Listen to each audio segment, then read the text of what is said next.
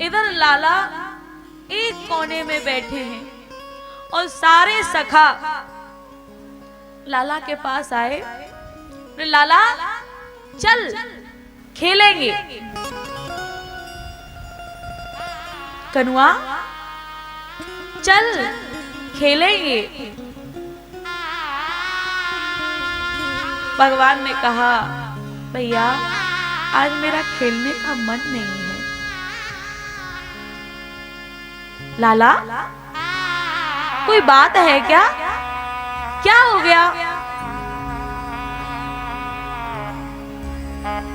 कोई बात है? भगवान मन ही मन सोच रहे हैं कि ये मेरे साथ दिन और रात रहते हैं। सुबह से लेकर के रात्रि तक ये मेरे साथ खेलते हैं और रात्रि में जब सोने जाते हैं तब भी ये सोचते हैं कि सुबह उठ करके लाला के पास जाएंगे। जिनका सुबह भी मुझसे होता है और रात्रि भी मुझसे होती है और जो मुझ में ही रहते हैं, यदि इन्हें ये पता चल जाएगा कि आज मैं इनसे बिछुड़ करके चला जाऊंगा तो इनका क्या होगा। लाला चल खेलेंगे। नहीं भैया। भगवान ने कहा अरे सखाओ एक बात पूछूं? हाँ पूछ, क्या बात है?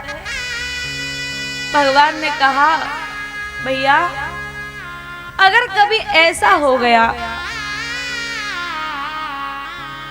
कि कहीं मैं तुमसे दूर, इतना तो भगवान कह ही पाए थे, तब तक एक सखा ने भगवान के मुख पर हाथ। लाला ऐसी बातें नहीं करते, ऐसी बातें अच्छी नहीं होती। और पता है मैया कहती है अपने मुंह से कभी भी गलत बात नहीं निकालनी चाहिए, अपशब्द नहीं बोलना चाहिए। ये क्या तू कैसी बहकी बहकी बातें कर रहा है? और पता है तू दूर होने की बात करता है। हमने तो तेरे बिना जीवन कैसा होता है ये सोचा तक नहीं है। तेरे बिना भी हमें जीवन जीना पड़ेगा, ऐसा तो हमने कभी सोचा ही नहीं है। जैसे ये बात कही तो भगवान ने रो करके अपने सभी सखाओं को गले से लगा लिया।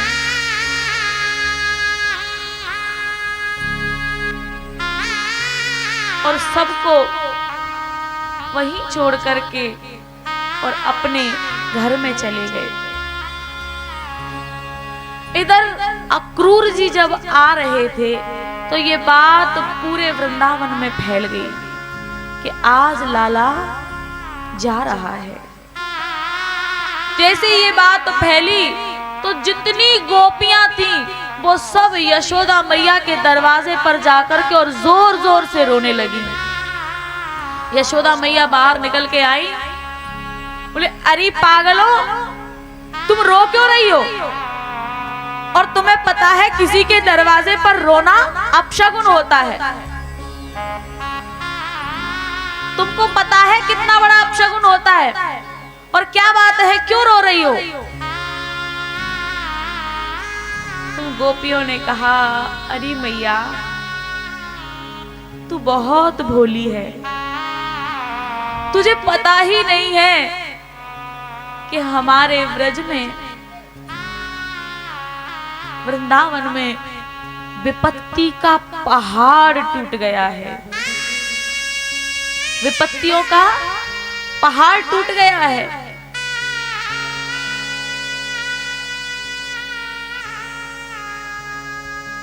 बोले क्या बात है, क्या हो गया और क्या कहना चाह रही हो? तब पूरी बात बताई। तुझे पता है आज तेरा लाला जा रहा है। मेरा लाला जा रहा है? कहां जा रहा है? मेरा लाला कहां जा रहा है? और वो मेरा लाला है, मुझसे पूछे बिना कैसे चला जाएगा? कहां जा रहा है वो? गोपियों ने बताया कि ऐसे ऐसे अक्रूर जी लेने आ रहे हैं। और आज लाला चला जाएगा। यशोदा मैया भगवान के पास दौड़ी दौड़ी गई और उसकी तरफ देखा, ये पूछने के इशारे से कि क्या ये बात सही है। बस भगवान की तरफ देखा तो भगवान की आंखों में आंसू आ गए। मैया समझ गई कि बात सत्य है और लाला को गले से लगा लिया और कहा, बेटा मैं तुझे रोकूंगी नहीं, मैं तुझे रोकूंगी नहीं, क्योंकि पता है जब तेरा नामकरण संस्कार हुआ था ना, तब गुरुजी ने बताया था कि तू एक दिन राजा बनेगा। मुझे पता है तू राजा बनेगा, लेकिन एक प्रार्थना करूं बेटा, इस बुढ़ापे में तेरे बिना जीवन तो जिया नहीं जाएगा। पूरा जीवन तो कट गया, लेकिन ये बुढ़ापा बिना तुझे देखे, बिना तुझे निहारे गुजरेगा नहीं। तो मेरी तुझसे एक प्रार्थना है, मुझे पता है तू राजा बनेगा, पर मेरी एक बात मानेगा? तू जब राजा बने ना, तो अपने वहीं कहीं मुझे और अपने बाबा को दास दासी के रूप में रख लेना। हम वहीं रहेंगे और बस दूर से ही तेरा दर्शन करते रहेंगे, तुझसे कभी बात भी नहीं करेंगे। जैसे ये बात मैया ने कही तो लाला ने मैया को गले से लगा लिया और कहा, मैया तू ऐसा क्यों कह रही है? जो सुख मैंने तेरी गोद में पाया, वो सुख तो मैंने तीनों लोकों में कहीं नहीं पाया। जो प्रेम तूने मुझे दिया, वो प्रेम तो मुझे किसी ने आज तक मुझे प्राप्त नहीं हुआ। लाला, मुझसे एक गलती हो गई थी, मुझे उस बात का बहुत पछतावा है। जिस दिन ये गलती हुई थी ना, उस दिन से जब जब वो बात याद आती है, तब तब मुझे रोना आता है। लेकिन आज मैं उस गलती की क्षमा मांगना चाहती हूँ। एक बार मैंने तुझे क्रोध में आकर के ऊखल से बांध दिया था और तू पूरे दिन धूप में ऊखल से बंधा रहा। बेटा, मुझसे बहुत बड़ी गलती हो गई, हो सके तो तू मुझे क्षमा कर देना। हाथ जोड़े और क्षमा मांगे तो भगवान ने मैया का हाथ पकड़ लिया। बोले, माँ, दुनिया में न जाने कितने लोग मुझसे प्रेम करते हैं, रोते हैं, मुझे भोग लगाते हैं, लेकिन जो सुख मुझे तेरे आंगन में मिला, तेरे बांधने में जो सुख मिला, मुझे बंधने में सुख मिला, क्योंकि मैं प्रेम के बंधन में बंधता हूं। तूने मुझे प्रेम के बंधन से बांधा है, मैं तेरे प्रेम को कभी भूल नहीं सकता। और रात्रि में यशोदा मैया की गोद में भगवान लेटे हैं और पूरी रात बीत गई और सुबह भगवान को जाना था। यशोदा मैया भगवान से प्रार्थना करती है, हे विधाता, कुछ ऐसा कर दे कि जिससे कभी भोर ही न हो, क्योंकि भोर होते ही मेरा लाला मुझसे दूर हो जाएगा। पूरी रात मैया और लाला रोते रहे और जैसे ही सुबह हुई तो मैया ने भगवान का श्रृंगार किया है आखिरी बार, और भगवान को भोग लगाने के लिए माखन मिश्री लेकर के आई जैसे ही माखन मिश्री देखा तो भगवान की आंखों में आंसू आ गए। मैया, तेरे प्रेम को मैं कभी किसी जन्म में भूल नहीं सकता। किसी भी अवतार में मैं बार बार आऊं तो मुझे तेरी जैसी मां मिले, ऐसा मैं भी प्रार्थना करता हूं।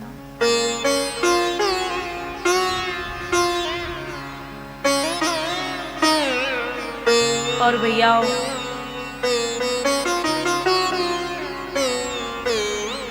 यशोदा मैया ने कहा, बेटा बस मैं यही प्रार्थना करती हूँ, तू जहां रहे सुखी रहे। जो माँ होती है ना, माँ, पता नहीं कैसा व्यक्तित्व बनाया है भगवान ने इस माँ को। जब कोई बालक विदेश से आता है ना लौट करके, और अपने घर में फोन करके पूछता है पत्नी से कि मैं क्या ले आऊं, तो पत्नी कह देती है मेरे लिए साड़ी ले आना, मेरे लिए ये ले आना, मेरे लिए वो ले आना। बच्चे से पूछो तो बच्चे कह देते हैं कि मेरे लिए खिलौने ले आना। रिश्तेदार नातेदार से पूछे तो कोई वहां की जो प्रसिद्ध चीज हो वो ले आना। लेकिन जब फोन माँ के पास जाता है ना, तो माँ यही कहती है, बेटा मुझे कुछ नहीं चाहिए, बस तू सही सलामत आ जा।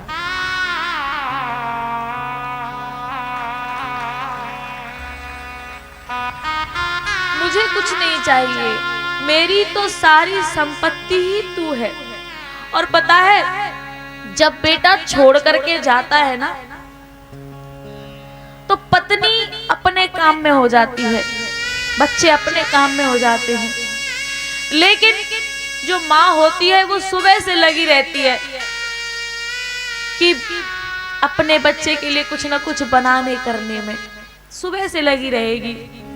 और जब वो चला जाएगा तो बार बार फोन करके पूछेगी, बेटा तूने खा लिया, और तू समय से खा लेना। और उसके सामने रोती भी नहीं है, और जैसे ही वो चला जाता है तो फिर खुद भी नहीं खाती और बस रोती रहती है। ये माँ का हृदय है। भगवान जब इस धराधाम पर आता है ना, तो 3 रूपों में बट कर के आता है, 3 रूपों में। माँ, बाप और गुरु, इन तीनों रूपों में भगवान की करुणा बटती है। जो कितना भी बुरा से बुरा बालक होगा, कितना भी बुरा से बुरा डाकू होगा, डकैत होगा, लेकिन दुनिया के लिए होगा। जब किसी माँ से पूछेंगे तो वो ये कहती है कि मेरे बालक तो ऐसा है नहीं। पता है, बस संगत लोग ऐसा समझते हैं, वो ऐसा है नहीं। लोग उसको बिगाड़ने की कोशिश करते, पर वो दिल का बहुत अच्छा है। कितना भी बुरा बालक क्यों ना हो, लेकिन कोई उसकी माँ से पूछे तो उसके लिए सबसे प्यारा, सबसे सुंदर, कितना भी बुरा क्यों ना हो, लेकिन उसका बालक ही होता है। ऐसा हृदय होता है माँ का। आज यशोदा मैया बस यही कह रही है, बेटा तू जा, बस मेरी तो विधाता से यही प्रार्थना है कि तू जहां भी रहे बस खुश रहे, तुझे कभी कोई कष्ट न हो।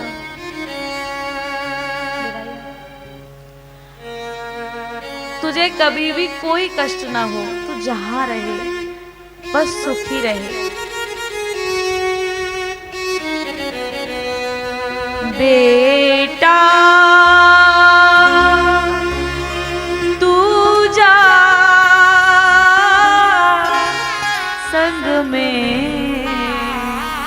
दुआ हमारी है। लाला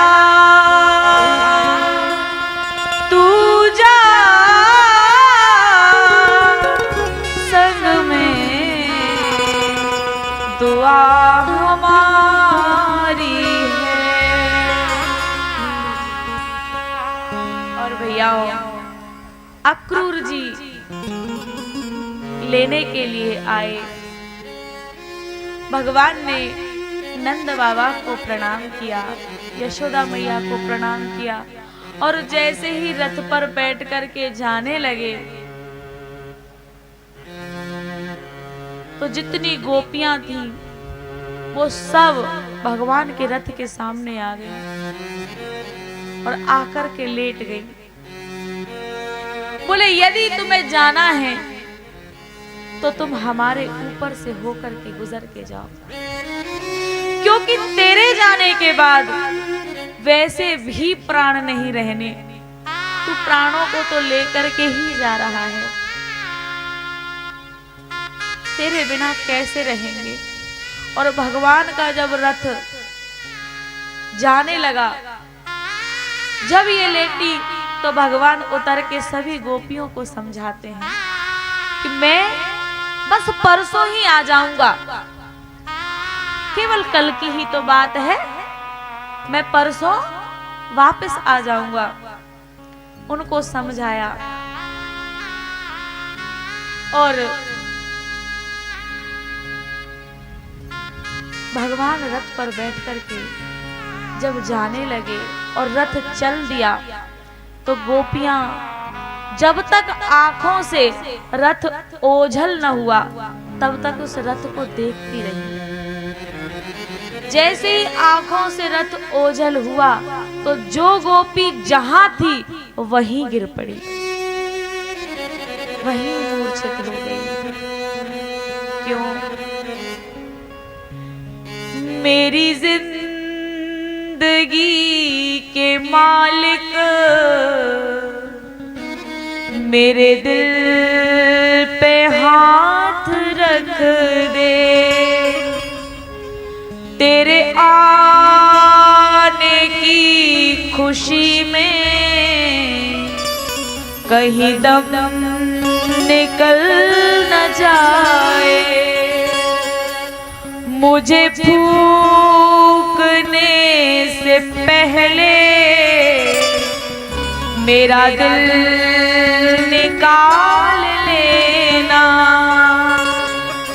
गोपियां प्रार्थना करने लगी कि यदि मुझ में आग भी लगाओ तो मेरे दिल को, मेरे हृदय को निकाल करके बाहर रख देना, मुझे फूंकने से पहले मेरा दिल निकाल लेना। ये किसी और की अमानत कहीं साथ जल न जाए, ये किसी और की अमानत कहीं साथ जल न जाए।